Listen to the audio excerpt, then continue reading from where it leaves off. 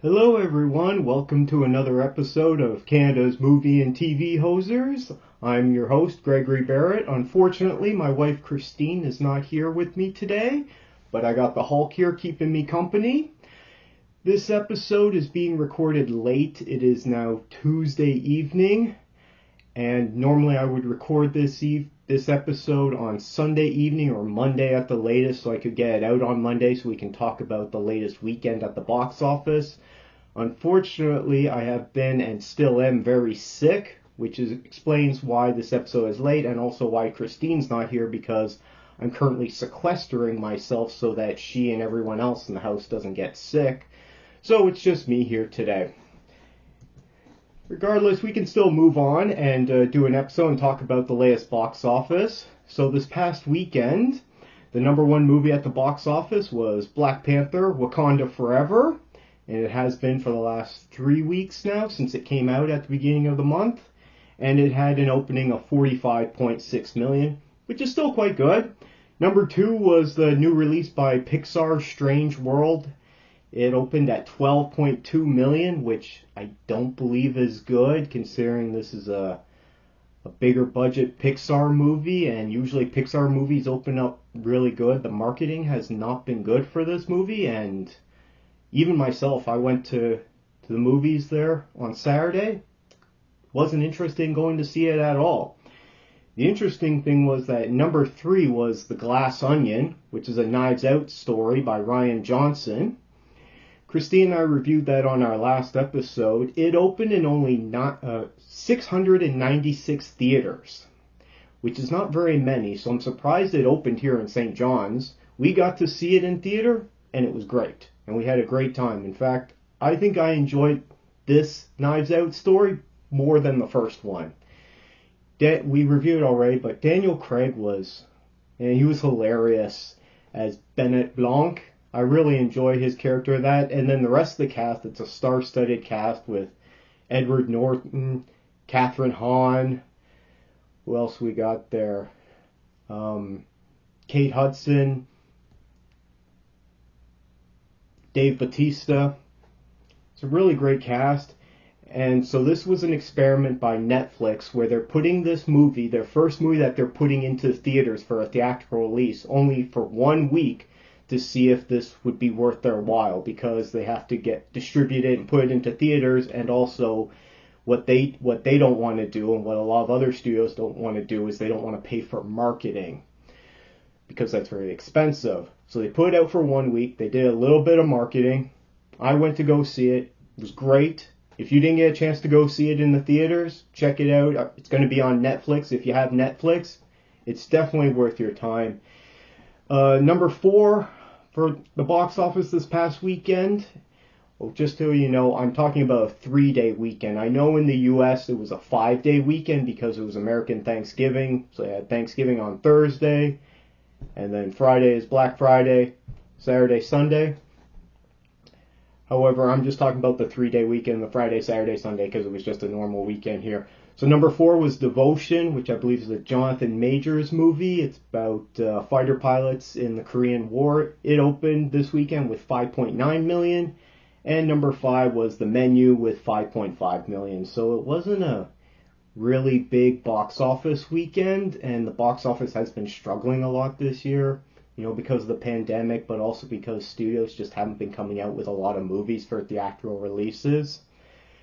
Personally, I think this is because they're trying to push more towards the streaming element, and they want to release movies and content and just put it on streaming so they can get more subscribers.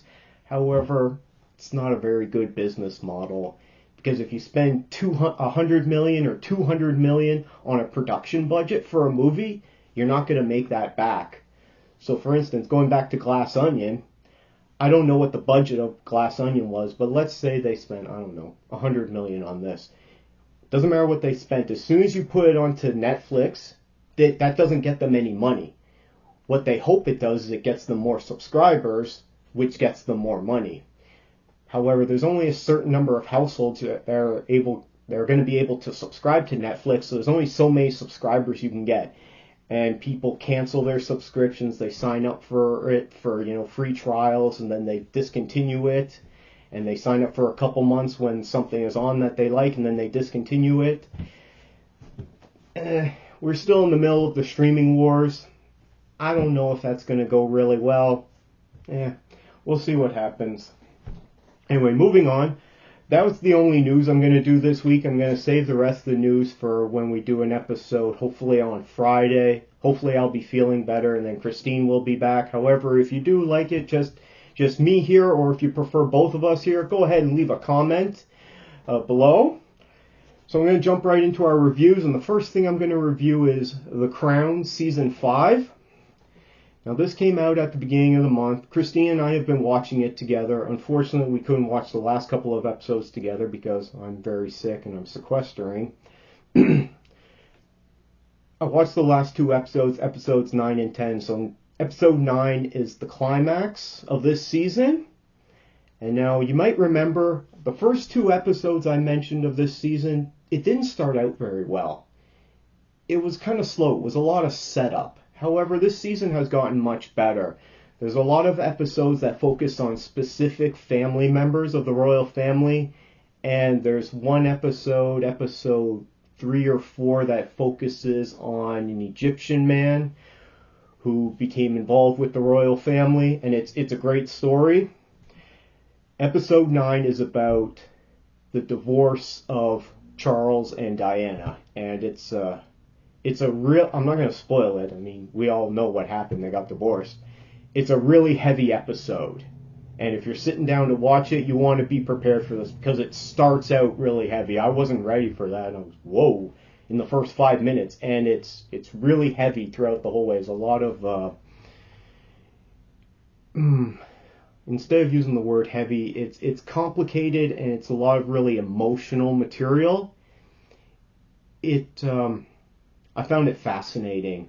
I mean, just the relationship between the two of them, and how the Queen is so against them getting divorced that they were married for 16 years. They were forced to be married, but they didn't love each other. They were in a loveless marriage, all because they were forced to. And I felt they ended that episode on more of a positive note, because they had the two of them get together and they talked and they related a little bit, and they both had their regrets, and it showed humanity in both of them. So really good episode. And then that transitioned well into episode 10, where it's setting up the next season. So it's the fallout of everything that's happened this season, which is everyone getting divorced, all these scandals, the stuff coming out about Charles and Camilla, the stuff coming out about Diana and the interview that she gave, even though she was tricked into that by some less than reputable reporters, and that's come out more recently. Episode 10 it deals with the fallout of that, but also it's setting up the next season, and there's going to be a power struggle, which so far looks great. I can't wait for season 6 now. The power struggle is going to be, you're going to have Prince Charles on one hand, who wants to update the monarchy and move them and become more transparent and move them more into line with what the people want. And then you got the Queen and the rest of the family on the other side, who are still acting as if it's Victorian era and she's the head of the church. No one in the royal family is supposed to get divorced, even though they all did. She forced all her children to marry people that they didn't want to marry, even though she didn't have to do that. She wanted to marry Prince Philip, and she got what she wanted, but she's forcing her kids to do this. It just really shows the outdated notions and the antiquity of the royal family, and how they haven't progressed and adapted to the modern era. And so Prince Charles wants to bring it more into the modern era, and Queen and the rest of her family do not. So I'm looking forward to that family power struggle going on next season. So can't wait for season 6. If you haven't checked out The Crown on Netflix, it's worth your time. It's amazing storytelling. I started season 1 a few months back, and it's great. I love it. Definitely recommend it. On the internet rating system of best series ever, worst series ever, I definitely give it a best series ever. It's great storytelling. Next one that I want to... If you have any comments on The Crown, go ahead and leave a comment below. I want to hear, do you like it? Do you not like it? And why? Let me know. I want to hear. Next up, also on Netflix, because I've been home for the last few days sequestering, I've had a lot of time to watch TV and movies, which is not normal for me. I don't normally get that much time. I usually have a couple hours in the evening, and during the day I'm quite busy. So now all I'm doing, because I'm sick, I'm just sleeping and watching TV, and there's not much else I can do. But the next thing I watched was on Netflix as well, and it's a series that just started at the beginning of this month as well. It's called Blockbuster, and it stars Randall Park, and it has J.B. Smoove in it. Randall Park, he's you may recognize him. He was in some of the Marvel Cinematic Universe movies and Disney Plus shows. He was the kind of the bumbling FBI agent in Ant-Man and the Wasp. He also made an appearance in WandaVision as the FBI agent who showed up and was working with them. Randall Park is great, and in this show he's hilarious. The premise of the show is simple. It's the last blockbuster on the planet. Corporate has gone down. This is all in the trailer, and now he runs the only blockbuster that's left. So he's the sole owner now, even though he was just a manager. And his friend J.B. Smoove, who was also in some of the MCU movies, he was in the Spider-Man movies. He was one of the teachers that escorted the kids on all their trips there. He's the black guy. There was him, and then there was another teacher there, and they were always kind of fighting with each other, and they're making jokes all the time. Anyway, J.B. Smoove is hilarious. I never really paid attention to that name before, but now that I've seen him in those Spider-Man movies and in this Blockbuster show, I'm going to pay attention for what he's in, because this guy makes anything funny. So, they're in the last Blockbuster show, the last Blockbuster store, and suddenly they have no more corporate, business. So corporate was paying half their rent. Corporate was doing all the ordering of Blu-ray discs, DVDs, 4K discs, and now all of that goes on to this to the store manager, who's now the owner, who's played by Randall Park.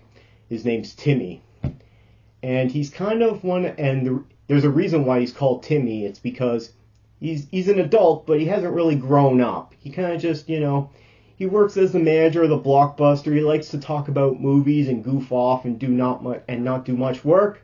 So this is kind of a, hey buddy, you gotta grow up kind of story. And watching the show, I haven't finished it yet. It's 10 episodes. They're only like 25 minutes each, so they're easy to get through. I think I've gotten through 8 or 9. I'm almost done. As I said, I've had a lot of time to watch TV this week. Show's pretty funny. I wouldn't say it's gut-bustingly funny, but it's had some good laughs and I'm enjoying it. But the interesting thing is that watching it, I really want to go work at a Blockbuster now. This show has made me care about the characters in this Blockbuster store, which I haven't been to a Blockbuster in forever. I haven't been to a video store. The last time I rented something, I just rented it online, and you just digital rental. But I haven't actually gone and rented a physical copy of anything for a long time, even though, as you guys know, I'm all about physical media. I got some stuff here we're going to be reviewing. I'm all about physical media. But I don't go and rent movies from stores. I haven't done that for a long time. And I used to go to a Blockbuster in the 90s, and it wasn't good. It wasn't as fun as this. These people, all they do is just sit around and talk about movies, and they don't do much work. Sometimes they're getting the customers to check out the movies for themselves, just because, they're too busy wrapped up in what they're doing. If you ever saw the show Superstore, which was also on Netflix, although I think it was a CBS show, don't quote me on that.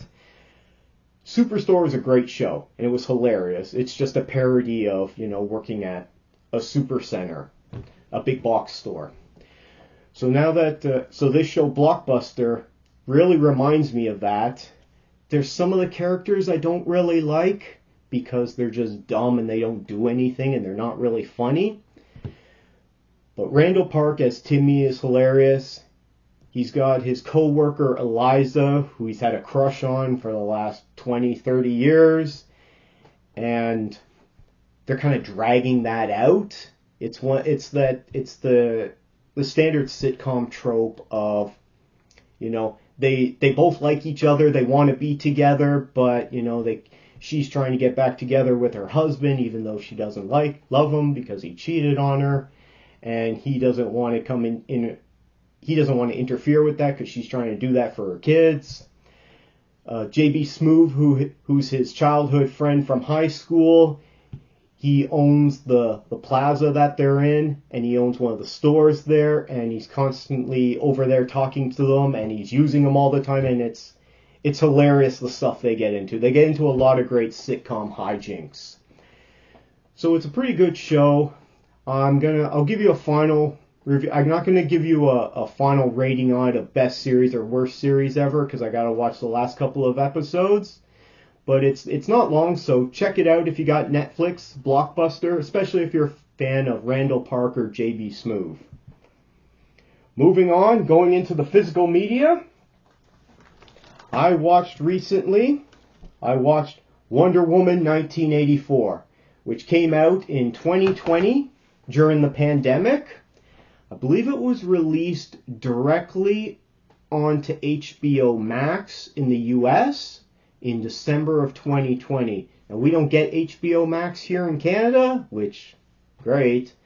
So I had to wait to watch this when it was available to watch on other streaming services, which here in Canada we have Crave, which gives us HBO and some of the Warner Brothers content. It's not a good streaming service. Anyway, I watched this movie. Didn't have a high rating. I believe critics really trounced this, actually. I'm going to look it up right now while I'm doing this. However, I love this movie. I think it's great. I don't think it's an amazing movie, but I really enjoy it. Wonder Woman 84 has 58% critic rating on Rotten Tomatoes. That means it's rotten. But it has a 73% audience score, which means that almost... Now, how Rotten Tomatoes works is that... So if that's 73%, that means almost 3/4 of the people who watched it liked it in some way more than they hated it. Doesn't mean they think it's amazing. And I don't think this movie is amazing either. I'm going to try and do a compliment sandwich on this movie. So I'm going to say, I think this movie's really great. It's a fun, way over the top, wacky comic book movie. And I really enjoy that. I don't want things to be dark and gritty and real all the time. They try and do that with a lot of superhero movies, especially Batman. It has to be real. It's the most real thing ever. Ugh.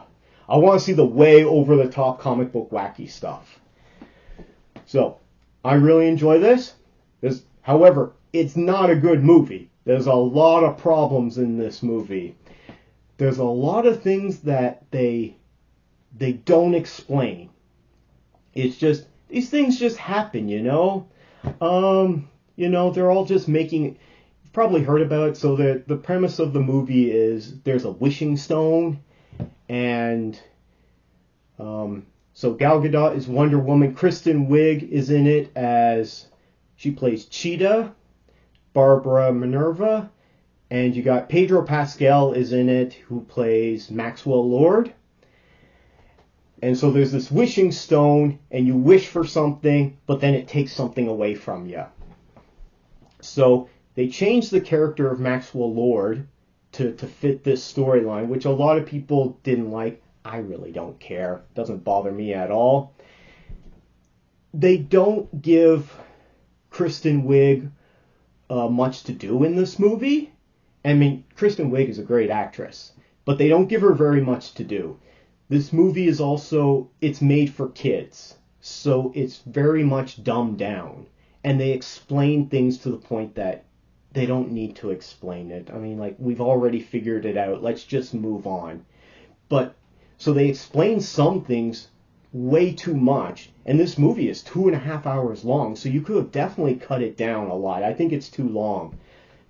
They should have cut at least like 45 minutes out of it, make it tighter, cut out a lot of these dumb explanations.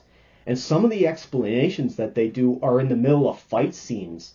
So there'll be a great action scene, and then suddenly they'll stop and there'll be some really bad dialogue explaining what's going on, and then they continue with the fight scene.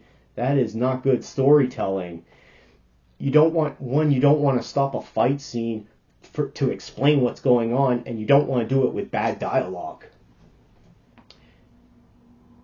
However, so while they're explaining some things, other things they don't explain at all. It's just, Wonder Woman, she's being Wonder Woman, and since it's the 80s, it's 1984, no one knows who she is, and everywhere she goes, she's always just telling people not to talk about her, and she's destroying cameras everywhere. I don't know. So no one knows who she is. Doesn't matter? Don't worry about it. We're moving on. There's one point where they have to go to Cairo. Or is it Cairo? They have to go to Egypt. So they have to steal a jet.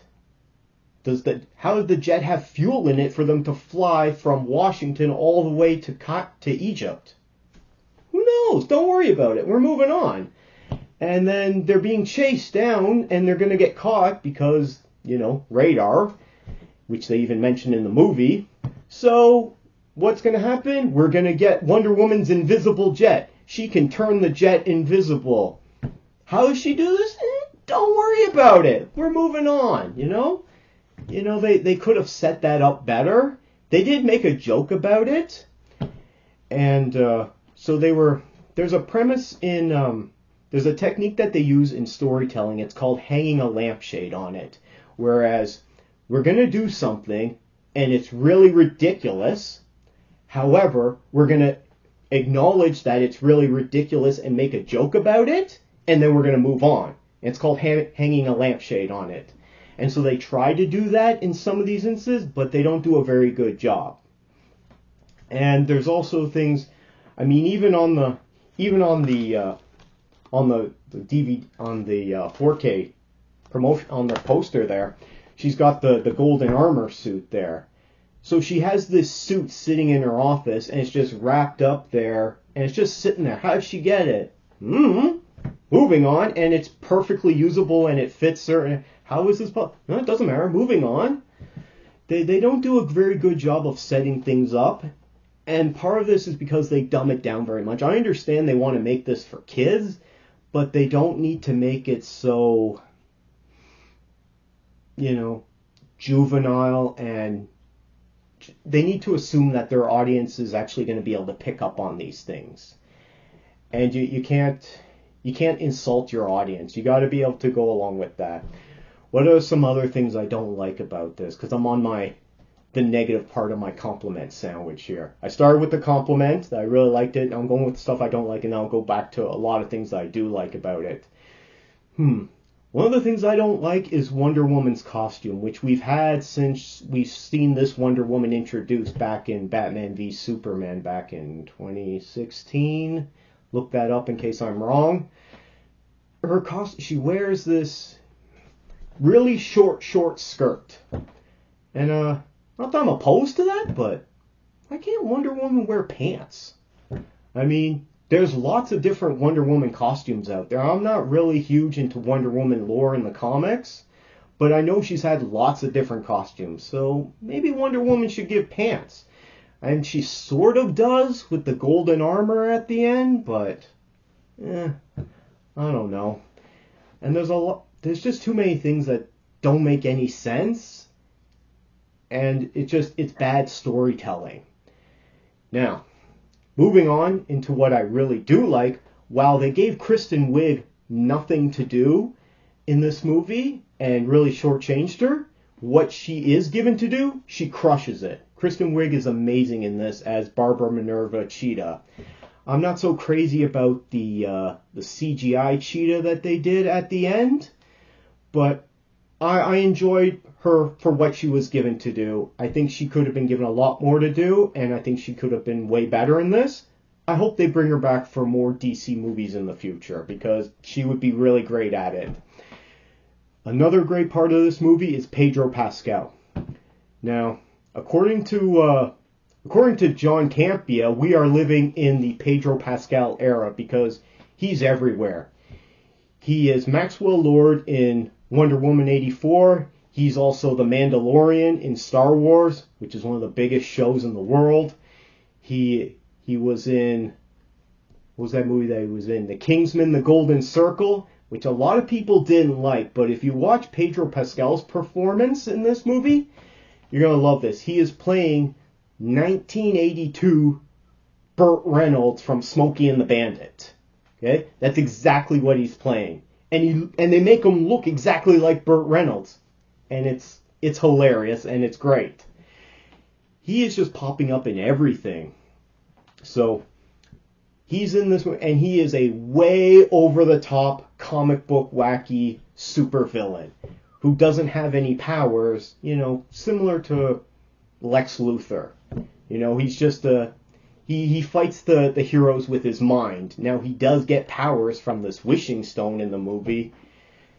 I mean, it's in the trailer, but also this movie is from 2 years ago. So I'm going to review it just in spoilers. He is great. He's way over the top.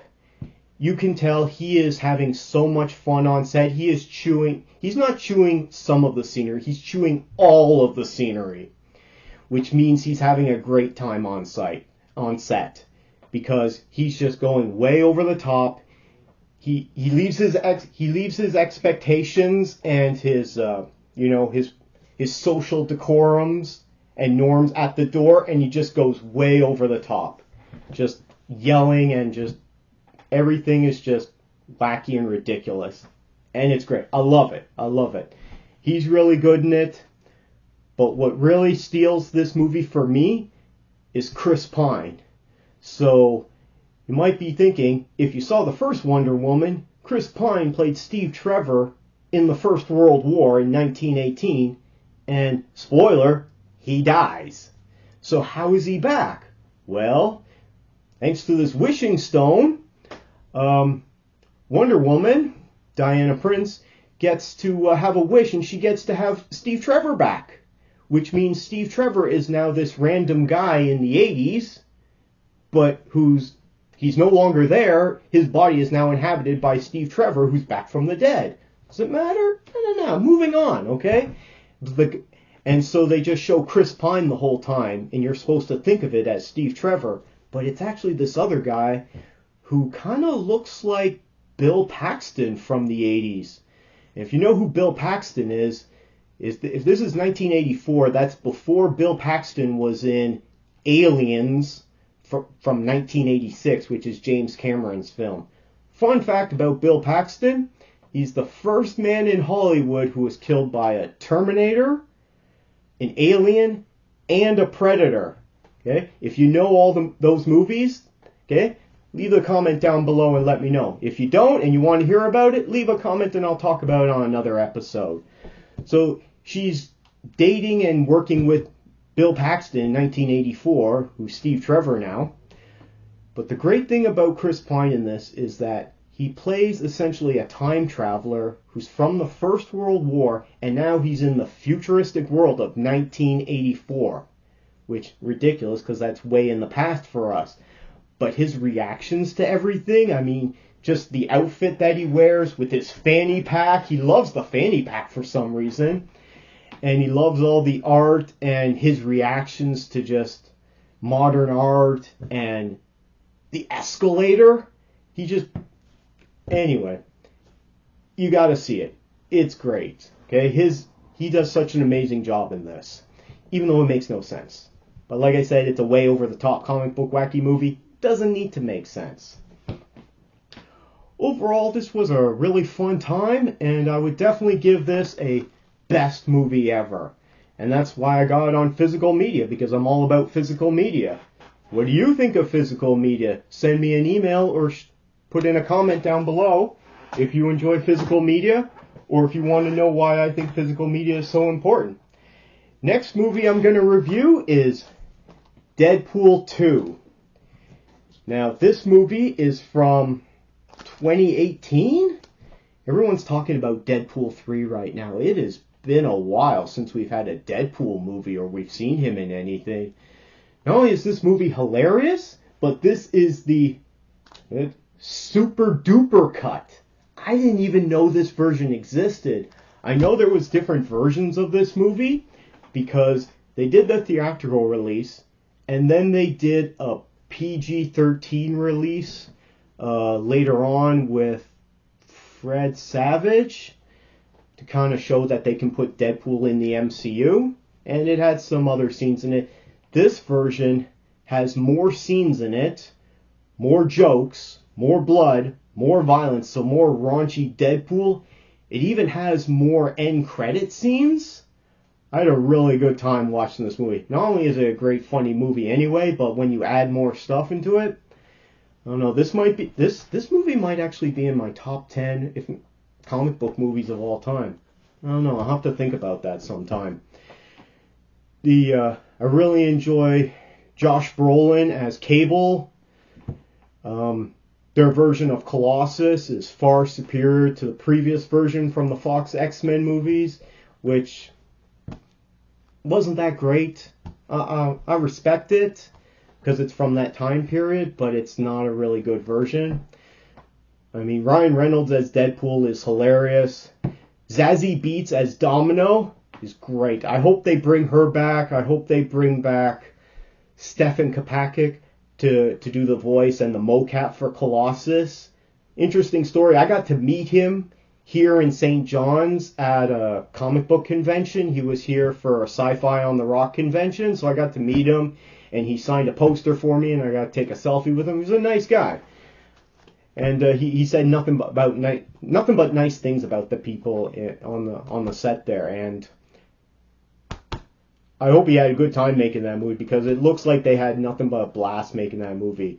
So with Deadpool 3, we don't know what they're doing. We know that they're bringing in Hugh Jackman as Wolverine, and we've also heard that Ryan Reynolds has been talking to Channing Tatum, who was going to play Gambit in a Fox X-Men movie, but then it got canceled when the merger with Disney, when Disney bought 20th Century Fox Studios, and now it's just 20th Century Studios. So they still release titles under that thing, but it's owned by Disney. It's not owned by the Fox Corporation anymore.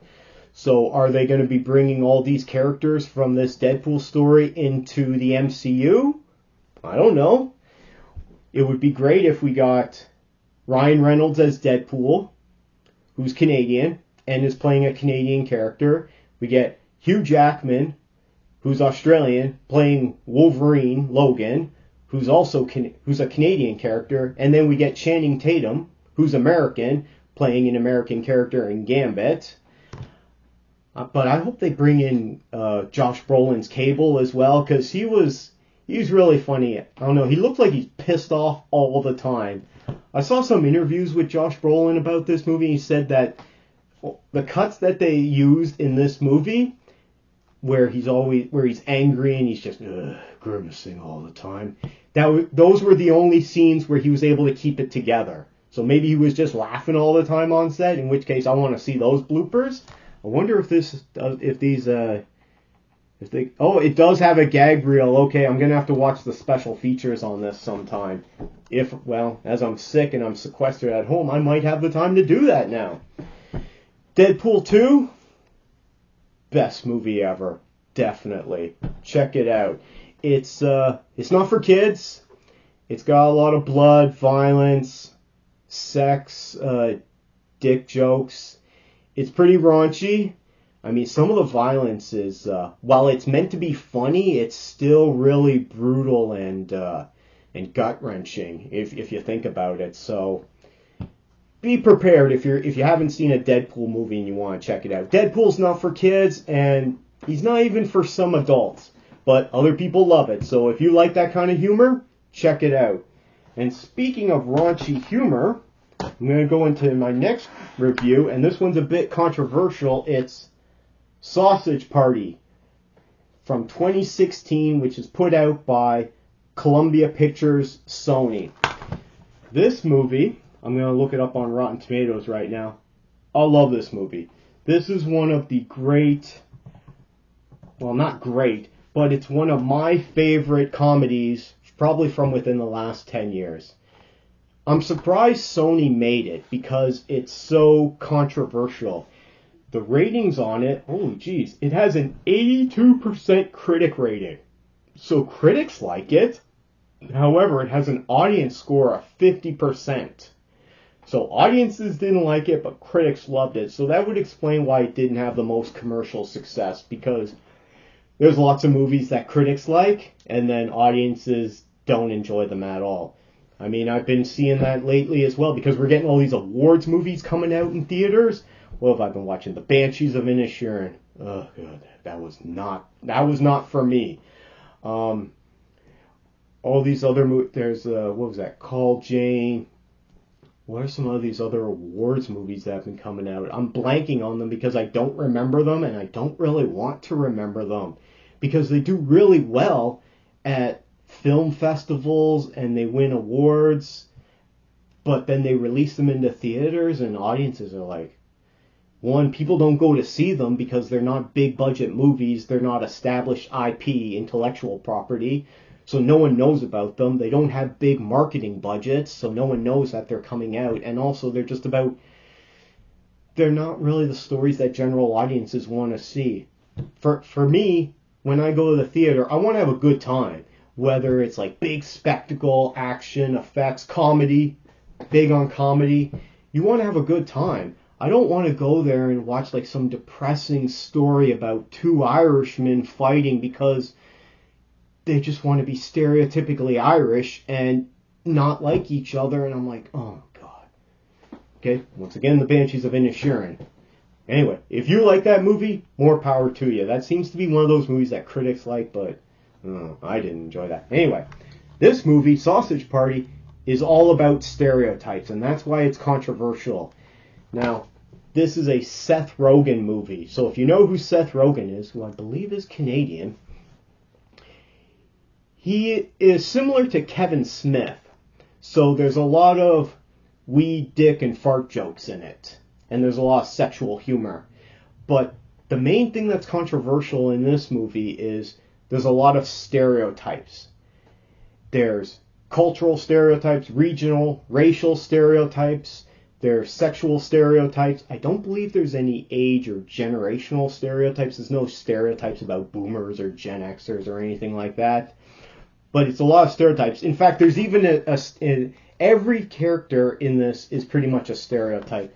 The premise of Sausage Party is it's a grocery store and all the food that we eat is actually alive. But we can't see it because it's in the fourth dimension and we can't see it. So the main character played by Seth Rogen is Frank. He's a hot dog. And Kristen Wiig, who's amazing in this as well, she plays a hot dog bun. I can't remember her name, the character's name. She plays Brenda. Okay, Jonah Hill's in it. There's a lot of big names in this. Jonah Hill's in it. Salma Hayek is in it. Edward Norton is in it. Who else is there? Bill Hader is in it. Michael Cera, James Franco. A lot of the comedy guys that he used to work with back then, even though some of them don't work in Hollywood now because they got, caught up in the Me Too movement and scandals because they were doing things they shouldn't have been doing. So Seth Rogen plays a hot dog named Frank, and all he wants to do is get with Brenda, the hot dog bun, because the hot dog's got to go into the hot dog bun. It's a sexual reference. Edward Norton is in it, and he plays, this is great, he plays Sammy Bagel Jr., who is a Jewish stereotype. And he doesn't sound like Edward Norton at all. And almost every piece of food is some kind of stereotype. So all the fruit are gay stereotypes. Edward Norton is a Jewish stereotype. There's a falafel. That's a Palestinian or Middle Eastern stereotype. There's what else is there? There's a giant douche. That's one of the characters, and I mean an actual douche. And his personality is he is also a douche as well. Bill Hader plays Firewater, who is a Native American First Nation stereotype. He's one of the non-perishable foods, because all the other foods, they get bought by the customers and they go to the great beyond, which there's a hilarious song about it, or they get thrown away because they've gone bad because they're perishable. Whereas the non-perishables, they live in the store forever. So there's Firewater, there's Craig Robinson, who plays Mr. Grits as a black stereotype, and there's a Twinkie. I don't know who plays the Twinkie, but he's also a gay stereotype, and they're the non-perishables. And so these are like the wise elders. And they all hate the crackers. Okay, which is another stereotype. They all hate the crackers because the crackers have the best aisle. And now, while a lot of people don't like to talk about stereotypes, I learned from a very famous Canadian comedian, his name's Russell Peters, that he talks about stereotypes all the time. Now, he talks about Indian stereotypes all the time because his family is from India, even though he's Canadian. So he talks about that all the time, but he talks about stereotypes from everyone, and he doesn't do it in a racist way. He's not hateful. So instead, what I've learned from him and from other people is that instead of being upset and being racist, like, everyone's different. So instead of being hateful towards each other, why not just learn about each other? And stereotypes exist for a reason, and then we can just have fun with it and laugh at it. There are stereotypes about me as a Canadian, or me being specifically where I'm from in Canada. There are stereotypes about people where I live right now. There's stereotypes about people from everywhere. And I don't create these stereotypes. I just see them everywhere, and I find them hilarious. And so when I'm watching a movie like Sausage Party, and it's just full of these stereotypes, so for instance, I'll give you a couple more. Because we were talking about the Irish, there's an Irish stereotype in this movie briefly. Guess what the Irish stereotype is? It's a potato. And there's an Italian stereotype. It's a tomato, who is barely gets like one line. Oh, mamma mia! And it's hilarious. If you want to learn more about that kind of stuff and you enjoy that kind of humor, I definitely recommend checking out Sausage Party. As I said, it's one of my favorite movies from within the last 10 years. I said one of my favorite comedies, because we don't get a lot of really good laugh out loud comedies. If I try and think about good comedies that I've seen other than Sausage Party in the last 5-10 years, James Gunn's The Suicide Squad, which was really raunchy, but it was hilarious.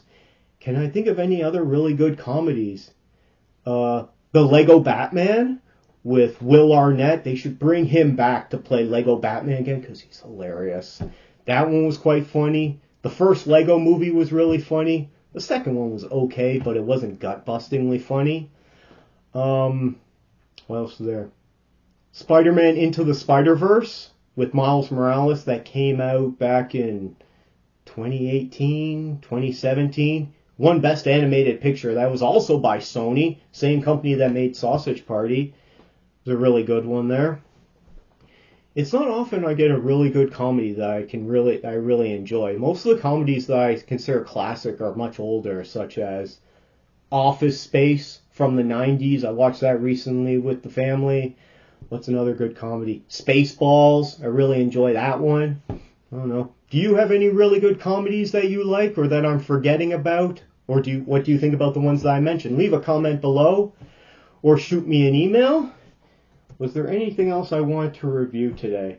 Probably is, but I keep forgetting to mention to like and subscribe to this. So if you enjoy this, please like the video and subscribe to our channel. I'm working on coming up with new shows, so I'm going to add new playlists with different shows. So that'll be on my channel coming up in the next couple of weeks. Everything's been delayed because I've been really sick. Excuse me. What else we got here? If you want to get in touch with me, you can always leave a comment, okay, on YouTube here, and we'll read them out on the show and respond if they're appropriate. Please try and keep everything civil.